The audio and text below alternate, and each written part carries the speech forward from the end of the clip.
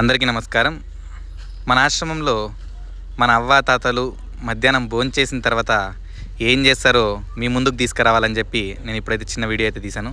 కొంతమంది అయితే కబుర్లు చెప్పుకుంటున్నారు, ఇంకా కొంతమంది ఇక్కడ చూడండి తాత అయితే సినిమా చూస్తున్నాడు, ఇంకా అవ్వ అయితే ఆ సినిమా చూస్తుంటే తాత వింటూ ఉంది.